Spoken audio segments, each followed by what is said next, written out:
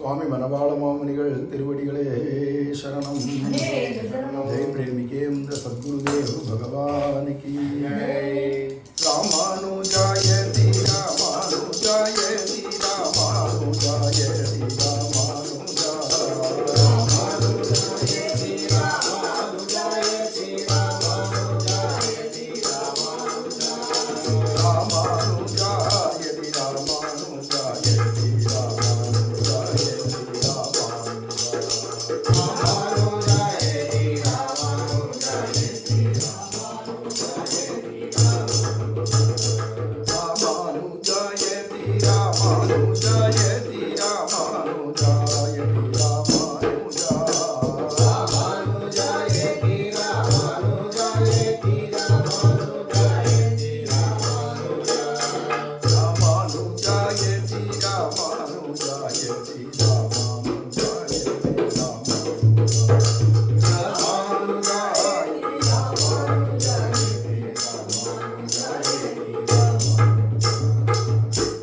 ராமானுஜாச்சாரிய பகவான் கி சுவாமி மனவாள மாமுனிகள் திருவடிகளே சரணம். ஜெய் பிரேமிகேந்திர சத்குருதேவ் பகவான் கி ஸ்ரீசைலேச தயா பாத்திரம் தீபக்தியாதி குணார்ணவம் யதீந்திர பிரவணம் வந்தே ரம்யஜா மாதரம் முனிம். முன்னம் திருவாய் மொழிப்பொள்ளை தாம் உபதேசித்த நேர் தன்னின்படியை தனவாத சொல் மணவாள முனி தன் அன்புடன் செய் உபதேசரத்தினமாலை தன்னை தன் நெஞ்சு தன்னில் தரிப்பவர் தாள்கள் சரண் நமக்கே. மண்ணுயிர்கள் இங்கே மணவாள மாமுனிவன் பொன்னடியாம் செங்கமல போதுகளை உன்னிச் சிரத்தாலே தீண்டில் அமானவனும் நம்மை கரத்தாலே தீண்டல் கடன். கோலாகலதயா பாத்திரம் மாதுரி ரமணம் பிரபும் பக்த பிரியம் பிரேமிகேந்திரம் ரசிகாச்சாரியமாஸ்ரயே. சுவாமி மனவாள மாமுனிகள் திருவடிகளே சரணம்.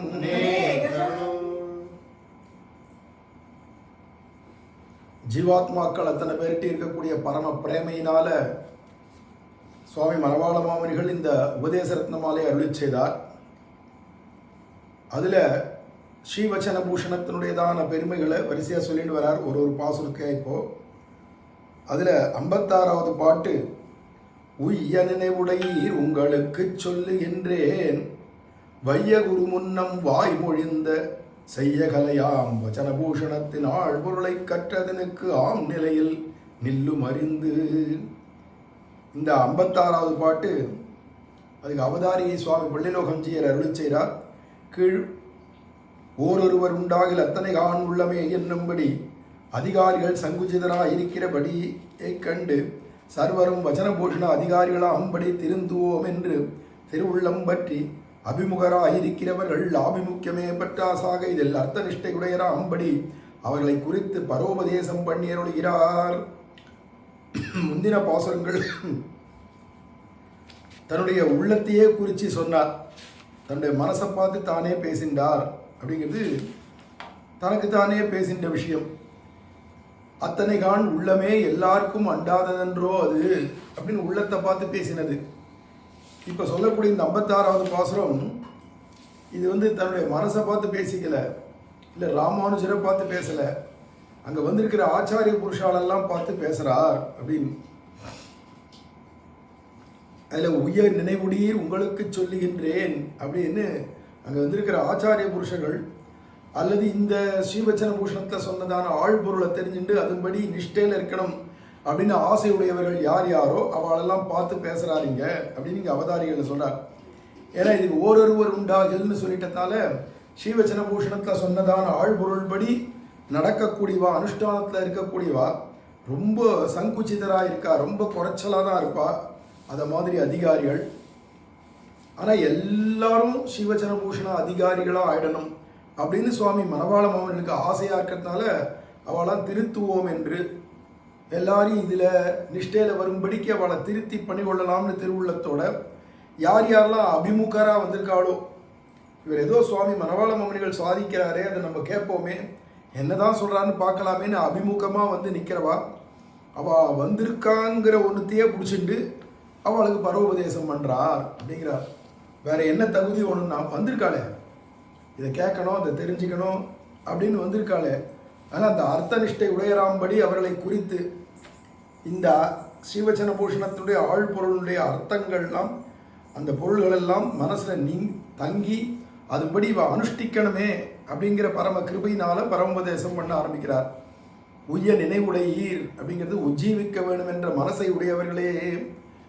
யார் யாரெல்லாம் உஜ்ஜீவிக்கணும்னு நினைக்கிறாளோ அப்பேற்பட்ட மனசுடையவர்களை எல்லாரையும் கூப்பிட்றார். உய்ய நினைவுடையீர், இதான் மனமுடையீர் அப்படிங்கிறது மாதிரி நினைவுடையீர் அப்படிங்கிறார். உஜ்ஜீவிக்கிறதுனாலே பெரியவாழ்லாம் பூர்வாச்சாரியர்கள்லாம் வியாக்கியானத்தில் உஜ்ஜீவிக்கிறதுன்னு சொன்னாலே கைங்கரியம் அப்படின்னு அர்த்தம். கைங்கரியம் லபிக்கை. இங்கே கைங்கரியம் லபிக்கிறது அப்படிங்கிறது இவாளை பொறுத்த வரைக்கும் எந்த கைங்கரியம்னா, இவா சரம பருவ நிஷ்டையில் பகவானுக்கு பண்ணுற கைங்கரியமோ பிராட்டிக்கு பண்ணுற கைங்கரியமோ விட்டுட்டு ஆச்சாரியனுடைய கைங்கரியம் தான் இவாளுடைய நிஷ்டை. அதுதான் இங்கே உஜ்ஜீவனம் அப்படிங்கிறது. உஜ்ஜீவிக்க வேணும் என்கிற மனசை உடையவர்களே மனமுடையீர் என்கிறபடியே மனசககாரமாகிற சம்பத்தை உடைய நீங்கள். இவருக்கு துணை எதிரானா ஒவ்வொருத்தர்களுக்கும் இங்கே வந்திருக்கிறவர்களுக்கெல்லாம் இந்த ஜீவாத்மாவுக்கு துணை எதிரானா மனசு தான். அந்த மனசு வைஷ்ணவமான மனசாக இருக்குது, வைஷ்ணவத்தில் ரொம்ப அபிருச்சி உடைய மனசாக இருக்குது. அதனால் அந்த மனசககாரமான சம்பத்தை உடைய நீங்கள்டார். அந்த மனசு அனுகூலமான மனசாக இருந்துட்டுன்னா அதுவும் எதுக்குடானா குரு பக்திக்கு. அப்போ அந்த மனசு அனுகூலமான மனசுன்னு சொல்லணும். பொதுவாக பகவத் பக்தியில் ஈடுபடுறதான மனசு வந்துருத்துனாலே அது அனுகூலம்தான், நல்லை நெஞ்சே அப்படின்னு சொல்லும் அளவுக்கு. அது ஆச்சாரிய பர்யந்தம், ஆச்சாரிய கைங்கரிய நிஷ்டா பர்யந்தம் வந்துடுத்துன்னா அது பெரிய சம்பத்தாச்சே, பெரிய செல்வமாச்சே நமக்கு இந்த ஜீவாத்மாவுக்கு. அதனால மனமுடையீர் என்கிறபடியே மனசு சககாரமாகிற சம்பத்தை உடைய நீங்கள் இந்த சம்பத்தின் மேலே எந்த அதிகாரத்தை ஆர்ஜித்து கொள்ள போகிறீர்கள்? இந்த சம்பத்துக்கு மேலே வேற என்ன சம்பத்தை போய் நீங்கள் சம்பாதிக்கணும்? தனியாக சம்பாதிச்சு வந்தாச்சு, ஏற்கனவே சம்பத்து இருக்குது உங்ககிட்ட. இதுக்கு மேலே வேற எந்த தனியான அதிகாரம் யோக்கியதையும் சம்பாதிச்சுக்கணும் அப்படிங்கிற அவசியம் இல்லை. ஈஸ்வரன் படியை பார்த்தாலும் ஆபிமுக்கியத்துக்கு அவ்வருகே அந்யன் நச்சேச்சதி என்னும்படியிலே இருப்பது. பகவான் கிட்டேயும் பகவான் எதிர்பார்க்கறது ஒன்னே ஒன்று தான் அவன் எதிர்பார்க்குறான். அபிமுகமாக வந்துட்டான், நம்மளை நாடி வந்துட்டான் அப்படிங்கிறதையே பற்றாசா வச்சுட்டு எப்படி கருணை பண்ணுறாரோ, திருமந்திரத்தினுடைய தாத்பரியமான இப்பிரபந்த அபியாச அனுஷ்டானங்களுக்கும் ஸ்ரத்தையே இதே வேண்டுவது. திருமந்திரார்த்தத்தில் சொல்லப்பட்டதான நான் எனக்குரியவன் அல்லன் ஆச்சாரியனுக்கே உரியவன் அப்படிங்கிறதா நமோ நாராயணாய என்ற மந்திரத்தினுடைய சாரதமமான அர்த்தமாக இருக்கு. அப்போ அந்த ஆச்சாரியனுக்கே உடையவன் அப்படிங்கிறதான அந்த விஷயத்தை சொல்றதுக்கு தான் வந்தது இந்த ஸ்ரீவச்சன பூஷணம். இப்போ திருமந்திரார்த்தத்தினுடையதான தாத்பரியம் எதுவோ அந்த ஆச்சாரிய நிஷ்டை, அபிமான நிஷ்டை அல்லது கைங்கரிய நிஷ்டை, அதுதான் இந்த பிரபந்தத்தினுடையதான தாத்பரியம்.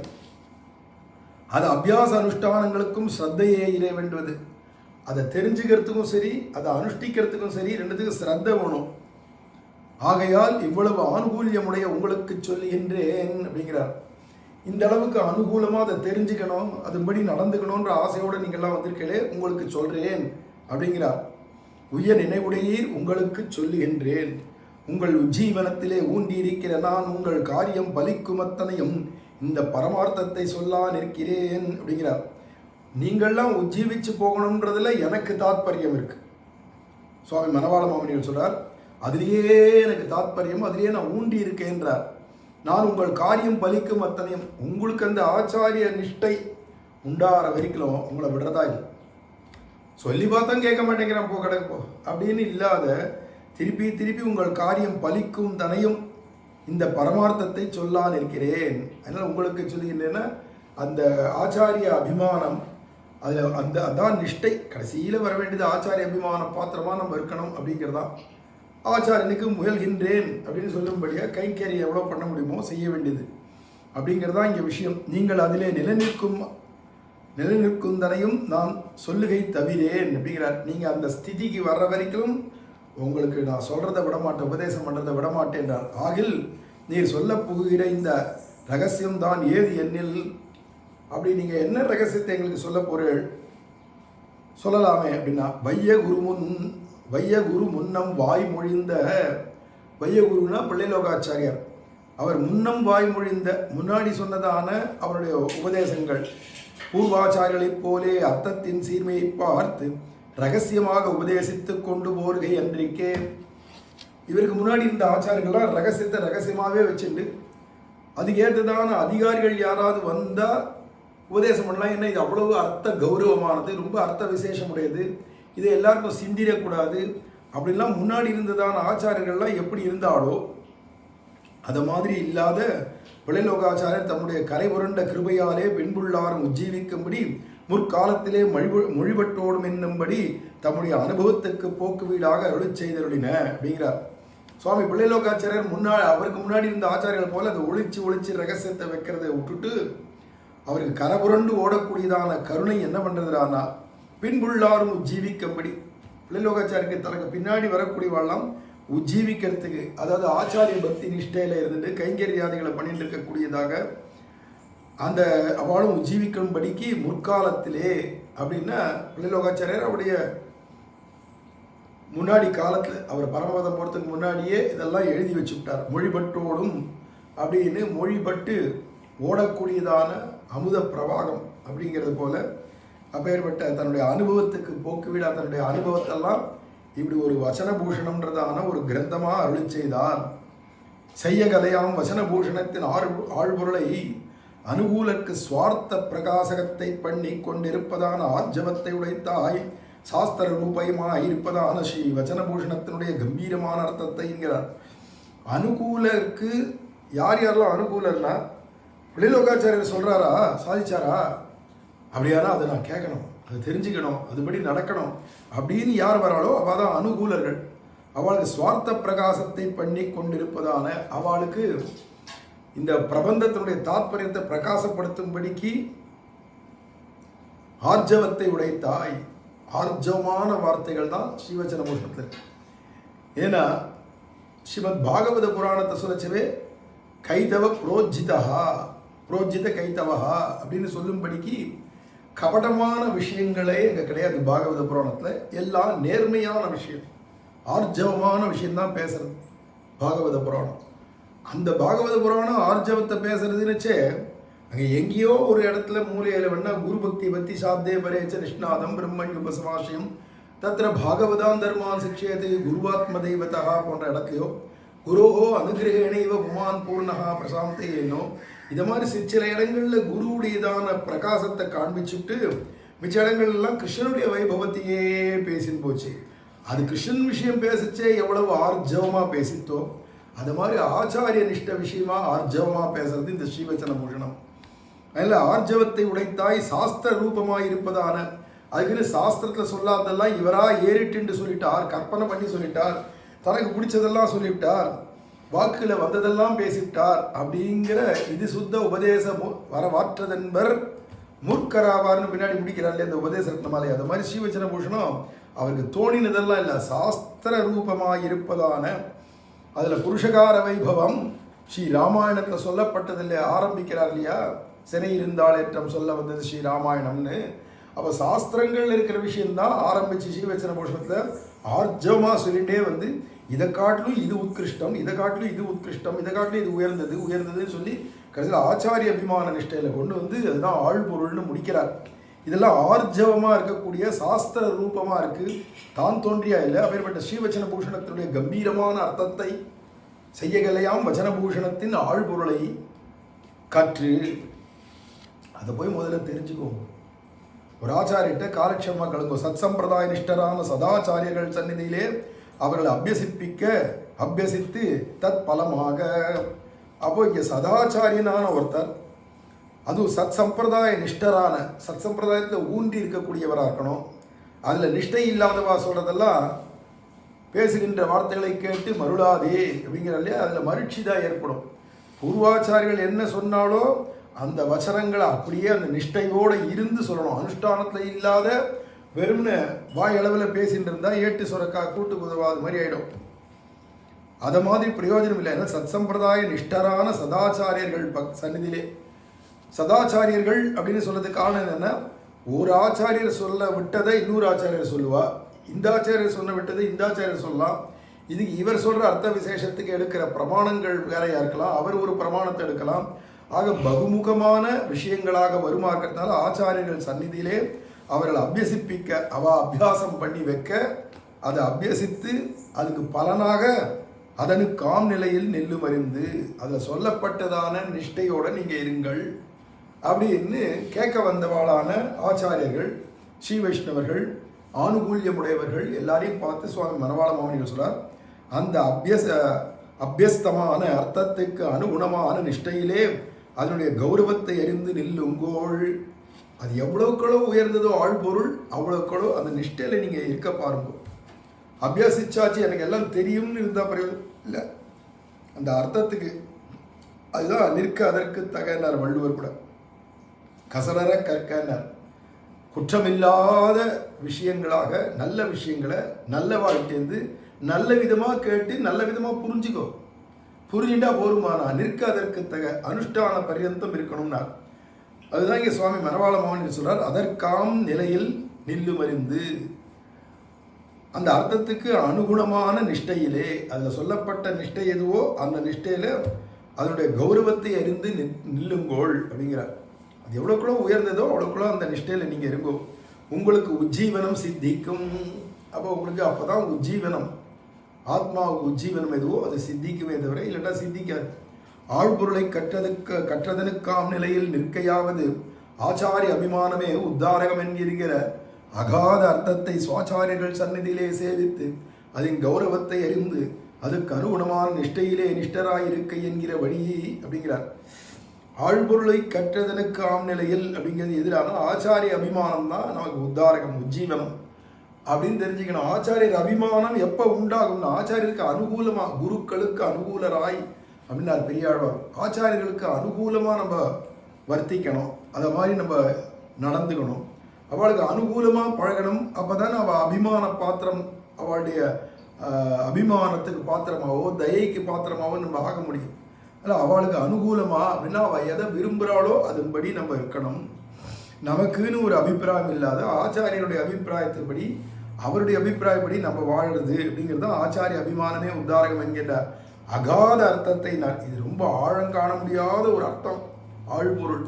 அது சுவாச்சாரியர்கள் சந்நிதியிலே சேவித்து அவ ஆச்சாரியர்கிட்ட போய் இதை கேட்டு தெரிஞ்சுக்கோங்க. இல்லைன்னா தன்னுடைய ஆச்சாரியருக்கு சொல்ல தெரியல, சொல்ல வரல, சொல்ல முடியல, இல்லை ரொம்ப வயசாகிடுத்து எழுந்து உட்காந்து சொல்ல முடியல, அந்த மாதிரி ஏதாவது நிலை இருந்தால் ஞானாச்சாரியராக நம்ம சம்பிரதாயத்தில் இருந்து இந்த இதனுடைய நிஷ்டையில் இருக்கிறவா யாராவது இருந்தாலும் அவள்கிட்டையாவது போய் கேட்டு தெரிஞ்சுக்கோங்க. சேவித்து அதன் கௌரவத்தை அறிந்து அது எவ்வளோக்குள்ள உயர்ந்ததோ அதை தெரிஞ்சுட்டு அதுக்கு அனுகுணமான நிஷ்டையிலே நிஷ்டராக இருக்க என்கிறபடி அதில் சொல்லப்பட்ட நிஷ்டையோடு நம்ம இருக்கணும் வாழ்க்கையில். கேட்டிருக்கையாய் இருக்கும் என்றும் கேட்டிருப்பார் என்றும் சொல்ல கடவுதிரே. வெறுமனே கேட்டார் அப்படின்னு இருந்து பிரயோஜனம் இல்லை. எல்லாம் கேட்டிருக்கேன், எல்லாம் கேட்காதே கிடையாது. சகல ரகசிய கிரந்தம் உள்பட எல்லாம் கேட்டுட்டேன். ஸ்ரீவச்சன பூஷணம் கேட்டுவிட்டேன், ஆச்சாரிய கிருதையும் கேட்டுவிட்டேன், அல்லது நான் ஸ்ரீபாஷை உள்பட கேட்டுவிட்டேன், திருவாய்மொழி வியாக்கியானெல்லாம் கேட்டுட்டேன், சப்தகாதையெல்லாம் கேட்டுட்டேன். எல்லாம் கேட்டுட்டேன் எனக்கு எல்லாம் தெரியும் அப்படின்னு சொல்லி பிரயோஜனம் இல்லை. ஒன்றுமே கேட்காட்டா கூட இந்த நிஷ்டை ஒருத்தனுக்கு வந்துடுதுன்னா அதுதானே உஜ்ஜீவனம். அதனால இந்த நிஷ்டையில் இத்தனையும் கேட்டு பிரயோஜனம் இல்லை, அந்த நிஷ்டையில் இருக்கணும். அதெல்லாம் இத்தால் ஸ்ரீவச்சன பூஷணார்த்த நிஷ்டையே உஜ்ஜீவனம் என்றதாயிற்று. ஸ்ரீவச்சன பூஷணார்த்த நிஷ்டைன்னா ஆழ்பொருள் நிஷ்டையில் இருந்தால் அதுதான் உஜ்ஜீவனம் அப்படின்னு தெரிஞ்சுக்கணுமா. அதனால் தெரிஞ்சுட்டு அதுபடி அனுஷ்டியுங்கோள் அப்படின்னு எல்லாரும், அதுவும் உய்ய நினைவுடையீர், யாரெல்லாம் உஜ்ஜீவிக்கணுன்ற எண்ணம் இருக்கோ உங்களுக்கு சொல்கிறேன். எது வரைக்கும் சொல்கிறேன்னா நீங்கள் அந்த ஸ்திதிக்கு வர வரைக்கும் சொல்லிட்டு இருப்போம். விடவே மாட்டேன். என்ன சொன்னால் விரோதம் வரும்னு தெரியும். அப்புறமா இந்த பக்கம் வேறு வராருன்னா அந்த பக்கமாக ஓடி ஒளிஞ்சிருக்கிறது, அந்த பக்கமாக வந்தால் இந்த பக்கமாக ஓடி ஒளிஞ்சிக்கிறது, நேராக பார்த்துட்டா கூழ கும்பிடு போட்டு ஓடி போயிடுறது, பட்டுன்னு இந்த வந்துடுறேன் அப்படின்னு போயிடுறது. இப்படியெல்லாம் தான் சொல்கிறவாளை பார்த்தா மற்றவாளுக்கு இருக்கும். ஆனால் அப்படி இருந்தாலும் அவன் அப்படி ஓடுறாங்கிறத பார்த்து தெரிஞ்சால் பின்னாடியே துரத்தின்னு போய் அவனை பிடிச்சி உட்கார வச்சு திருப்பி சொல்லணும். இதை அதனால் உங்களுக்கு அந்த நிலை வரும்படிக்கு வர்ற அளவுக்கும் நான் விடமாட்டேன், உங்களுக்கு சொல்லுகின்றேன் அப்படின்னு. இது சொன்னேன் அப்படின்னு இறந்த காலத்தில் சொல்லலை, சொல்லுவேன் அப்படின்னு வருங்காலத்தை சொல்லாத நிகழ்காலத்தில் சொல்கிறார். சொல்லுகின்றேன் அப்படிங்கிறதுனால எப்பப்பெல்லாம் பார்க்குறேனோ, எப்பப்பெல்லாம் நீங்கள் என்னை பார்க்குறீங்களோ அப்போல்லாம் நான் சொல்லிகிட்டே இருப்பேன். அதுதான் நிகழ்காலத்தில் வர்த்தமான காலத்தையே பேசிட்டு இருக்கார். அதனால் அப்பேற்பட்டதான சொல்கிறதுனுடைய நோக்கம் இப்போ மணவாள மாமனிகளுடைய பரம கிருபை எல்லாருக்கும் இந்த நிஷ்டை வந்துடணும் அப்படின்னு ஆசைப்படுறாருன்றது தெரியுது இந்த பாசத்தில். அப்பேற்பட்டதான ஸ்ரீவச்சன பூஷணத்தை ஒரு ஆச்சாரிட்ட கேளுங்கோங்கிறத மேலே அடுத்த பாசுரத்தையும் சொல்ல போகிறார். அந்த அடுத்த பாசுரத்தினுடைய விஷயங்களை மேலே பார்க்கலாம். சுவாமி மணவாள மாமனிகள் திருவடிகளே சரணம். ஜெய பிரேமிகேந்திர சத்குருதேவ் பகவானுக்கு ராமானுஜாயதி ராமானுஜாயதி ராமானுஜாயதி